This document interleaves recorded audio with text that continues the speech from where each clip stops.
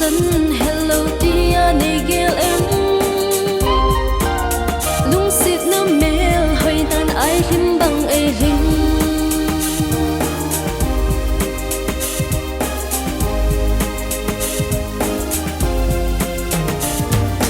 lúc xưa ngày lui lúc chỉ cũng chỉ mà sẽ là quên mà say hello vì mình kèm tay cái bé nàn luôn là của kèm tay tụi sang in lúc xưa biết rồi là đừng đây là ngày bèn có mà say it say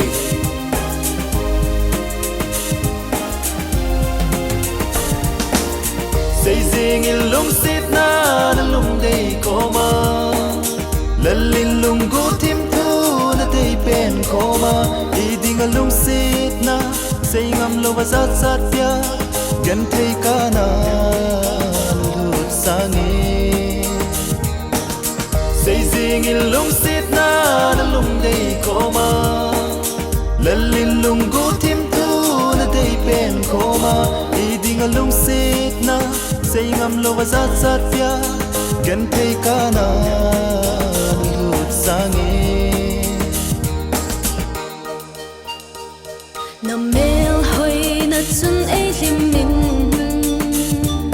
hi bang lo ma mel hoi he na chân ra si na dim min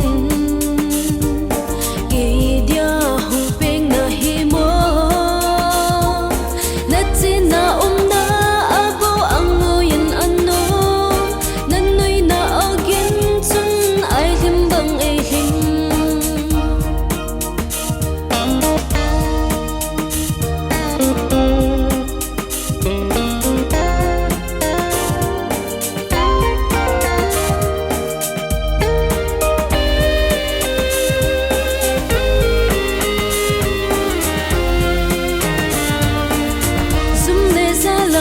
hello chôn chân hello tia này gel em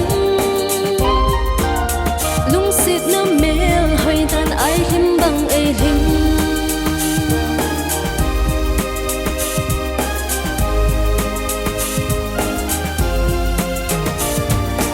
lung xít lệ ngay lút hi cho na hi to na i pu i pa cho na zong hi mây pasal khan lâu gần thấy na lệ ki pa na lốp na nuôi na mi hiền khó lung xịt lệ ngay lút hi cho na hi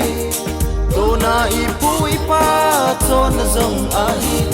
mây pasal khan lâu gần thấy na lệ ki pa na lốp na nuôi na mi hiền khó